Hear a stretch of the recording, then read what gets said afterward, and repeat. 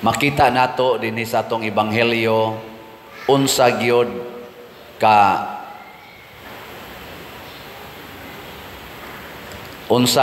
kangilad ang sala. Ang Ginoo nga naghimo sa atong lawas, musugot ra siya og putlon ang mga bahin sa atong lawas or lugiton sama sa atong mata, basta maoy hinungdan nga makasata. Kay kani manggong sala mga igsoon, mao ni makapahimulag nato sa Ginoo.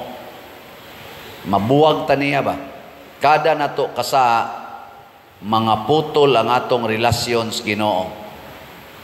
Gilingi mong tupad. Ing nahimulag ka sa Ginoo o wa? Ha? Nahimulag wa? Mao nang ningon siya, mas maayo pag mahiusa kas Ginoo nga usaray imong kamot kaysa duhay imong kamot pero adto ka mahiusa siyawa. Kay paduong man kas impierno. Mas maayo pag usay kamot hiusa kas Ginoo adto kas langit. Mas maayo pag ang imong mata usa na lang kabuok pero nahiusa kas Ginoo kaysa sangkap kag mata pero tuwa ka magkuyog siyawa padong sa impierno. Mao na siya ang sala. Ngilad gyud kayo ang sala. Gilaing lingi sa imong tupad. Ing nanaa karoy mga sala. Ang di mo lingi kuyog siyawa. Ing na kay sa nyag mo sanong gani ing naunsa may imo mga putlonon diha. Nanakay putlonon, nanakay lugitonon. Sama pananglitan, kamong mga ginikanan, naamang gyud mo'y kamot. Naasan mo'y mata. Unsa may inyong gigamitan ana ngadto sa inyong mga anak o sa inyong kuyog sa pamilya, wa ka na ninyo gigamit pagpanglatos, pagpanghapak, pagpangusi. Ana, kanang sigasigas mata, ano-anaan. Mawala na din kanang mga bata nga magsigig lihok-lihok, dili relax sa sulod. Ang akong hangyo ana with smile, dadala ngadtos gawas. Ayaw na anao ba? Nya tapinan pang baba. Nya itudlo pang pari. Kana mga sinyasa sa bata na kulba man kay na. Kana ano? Sama na siya. Unsa may imong gipasabot sa bata? Ayaw saba dia masuko ra ba ng pari, suko ra ba ng pari. Di ang bata samtang ni Asya dinhi ang iyang huna-huna nga kasabanan gid siya. Nga dili siya welcome dinhi kung magpakabata siya. Welcome oy, naay dako kay ground no padagandagana na didto. Makadungog raman mo didto suwali. Ato man ang gibutangag speakers diha, trompa pagani ng gagmay kay para gyud mo kadungog. Sakripisyohi lang og da. Gamita ang imong kamot sa pag-agak sa bata, ang imong tiil sa paggawas dito aron dili madisturbo ang imong tupad. Kay matod pa ni Kristo, kung ikaw mo'y makaangin sa imong isigkatawo sa pagpakasala, mas maayo paghiktan og dakong galingang bato ang imong liog o itambog ka sa dagat. Musugot lang yung Ginoo og mamatay ka kaysa makaangin ka sa imong isigkatawo sa pagpakasala. Sama na magsigig alindasay imong bata diha. Nya ang imong tupad dili kayo relax ana. Di mo ingong gina siya buang sapa daw. Sapa. Dahatos gawas. O di nakasa na to siya. Mingon sa nga, kung sa'y labot ako niyang gasakit mang bata. Imo ka ng himuong rason. Ayaw, ikay sakripisyog da dito para sa akong tupad nga dili kasala.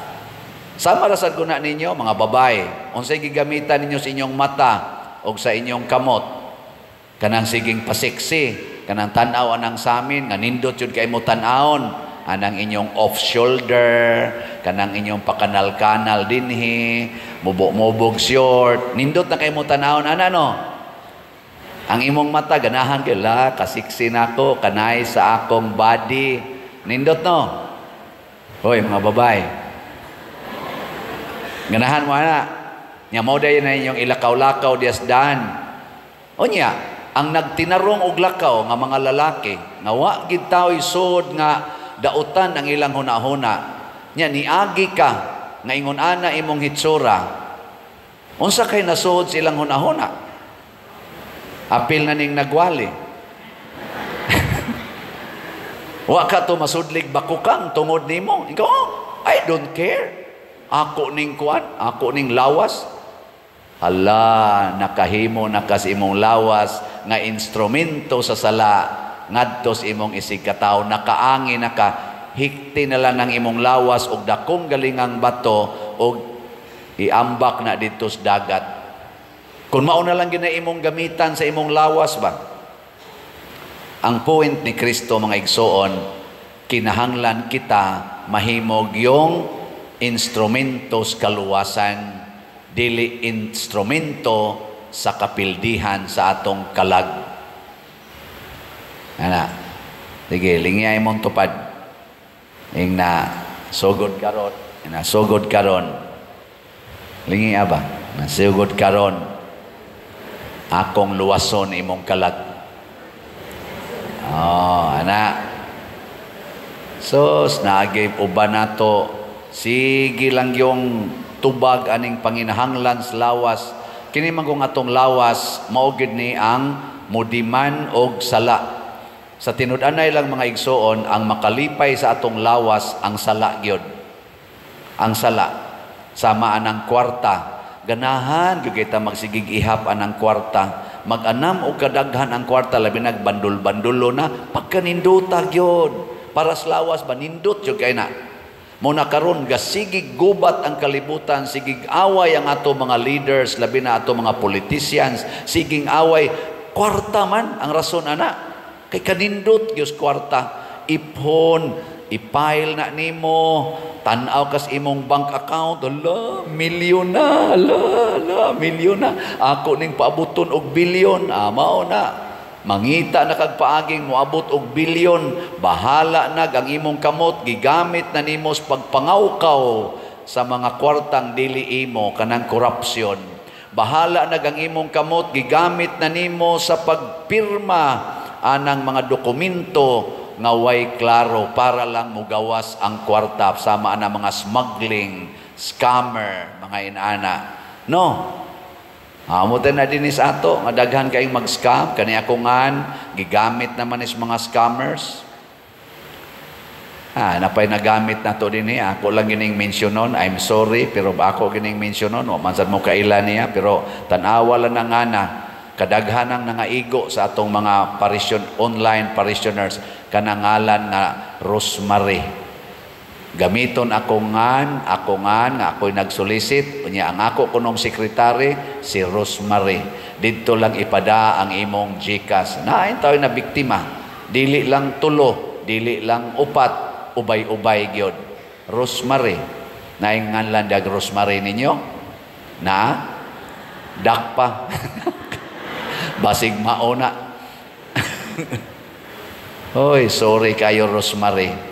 Kay ikaw, o tinuod mo na ni Mungan, nag-scammer ka, na miligro na kas impierno. Ang impierno rabakuno, ang kalayo, dili mapaong, o ang kanini ang, sana, dili mamatay. Grabe yung kayong silot sa impierno. Nya, ang gigamit ang mga scammers, mata, ang ilang kamot, o ang ilang huna-huna. Muna, diris atong unang pagbasa, gisgutan ni Moises, kanindot unta kung kitang tanan mahimong mga propetas Ginoo. Pasabot, magtinabangay ta, dili na ta magsigi og tan-aw nga kanabitang kauban gid ta. Kay karon manggong panahona, mas importante nga kauban ta dinhi sa kalibutan, dili importante nga kauban ta didto sa langit. Ang importante gid nga kauban ta dinhi. Nyag dili gani kauban, mag-away ta. Dili ta ka partido, mag-away ta. Dinhi bas kalibutan. Mo na diris unang pagbasa niingon ang kani Josue, badlunga na siya Lord or badlunga na siya Master ingnan niya si Moises. Di man na wa man na siya moari diri nganong nag-prophesy man na siya dito katubang 70 man to kamuok mga kaabag ni Moises nya iyang gipakonsaran sa Espiritu Santo. Ang duha wa man mutambong dito sa tulda pero naabot sad sila dito sa grasya sa Espiritu Santo. Oy nasuko wa man na dinhi absent man na ingos Moises unya di ay og ang Ginoo ni adto didto kanindot unta kung kitang tanan mahimo tang mga propeta. Diri sad sa atong ebanghelyo na niingon sad si Juan, Lord, naami nakit-an dito nga naghingilin og mga yawa ginamit ang imongan naghimog milagro among gibadlong kay di man ikauban nato. Unsa may tubag ni Hesus? Unsa yung Hesus? Ha? O amo naminaw?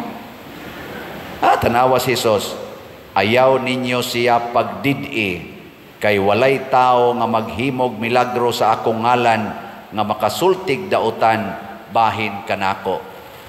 Ang nindot di ay bisag dili ta kapartido, bisag dili ta kauban, dili ta kalahi, dili ta parihag sikta nga Katoliko, basta magbuhat ag maayo sa ngalan sa Ginoo, mao nay importante.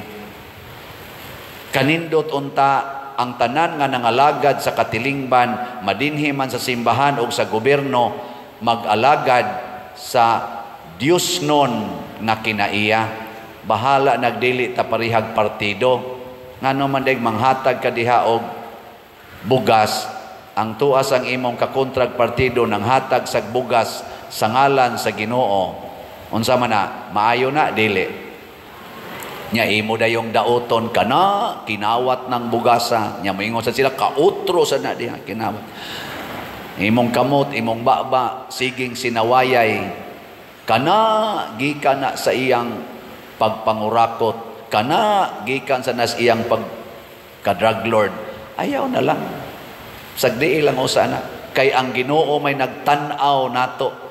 Pero naagyo'y tinuod nga kaso nga nahitabo, kana matod pa ni Kristo, skandalos man na. Kana yung klaro, ba? Objectively, kita yun nga naa. Hala, paili dayog kaso aron matambog na ngadtos dagat ngadtos bilangguan. Oy lahi man ron ang kalibutan basta ka partido ta bisag maghimo pa kag salaod duphan ti ka alihan ti ka pero dili nato ka partido naag ni kay gamayng sipyat bisan pagwa kay sipyat dauton ti ka. Mao man as kalibutan karon.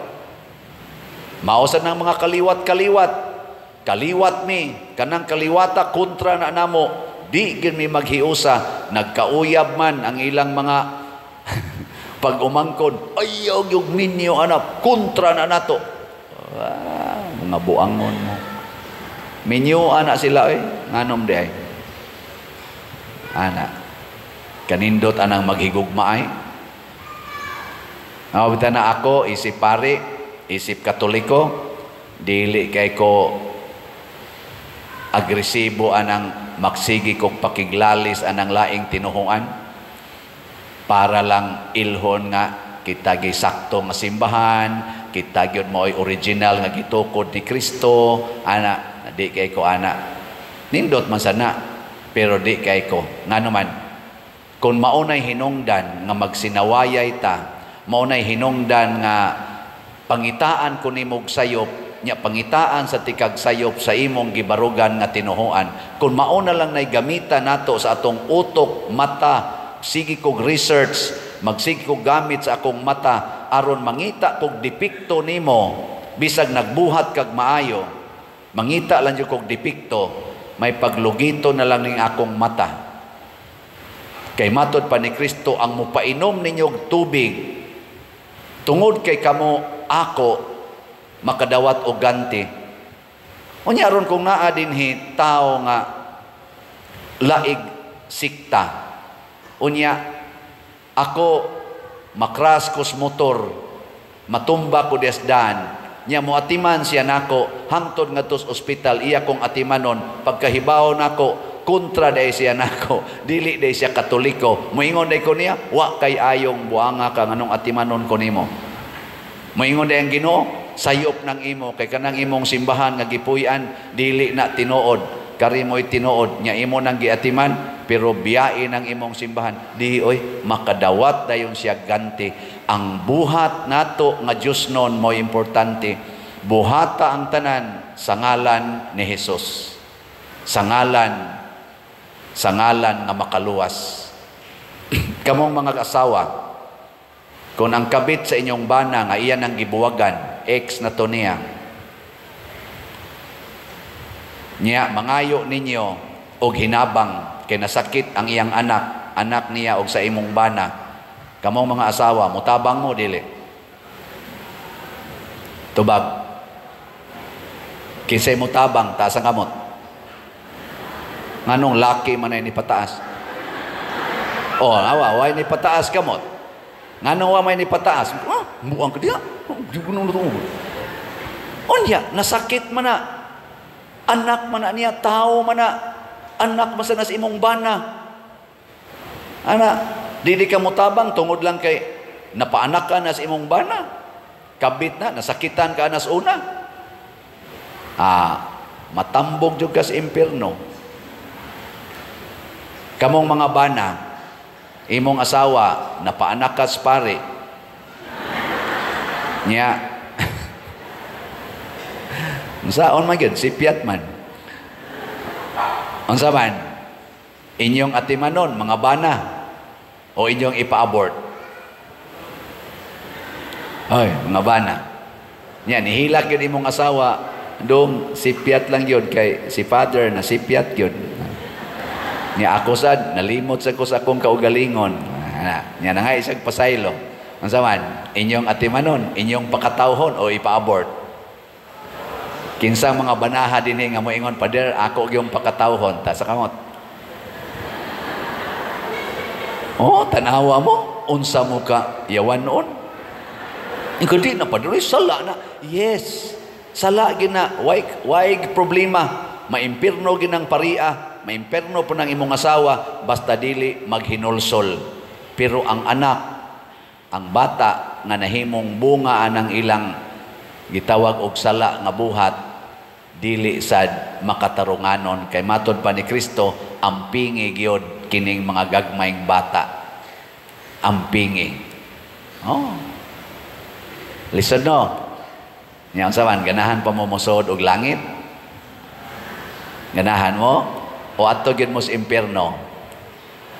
Hoy, matod pa ni Kristo, mas may pag maglisod-lisod ta dinhi, sama ng usa nalay imong kamot, usa nalay imong tiil, usa nalay imong mata, mas maayo pa na nga anhi ta maglisod-lisod sa kalibutan, basta makasuod lang tas langit ang kalipay ng way katapusan, kaysa hayahay ta dinhi, maglikay tas kalisod dinhi sa kalibutan nga mubo ra jud kay atong higayon, apan dito sa impyerno in eternity magantos na ta. Ingon ana kaimportante ang pagbiya sa sala. Bahala nagkitang tanan sa wayon, bahala nagkitang tanan daog-daogon o kahapatyon, basta di lang gid ta magpakasala kutob sa mahimo. Ang sala mo'y atong kontrahon. The basic principle is hate the sin, love the sinner. Kusgo na to. Ready? Go. Hate the sin. Love the sinner. Manindog na ta mga sinners.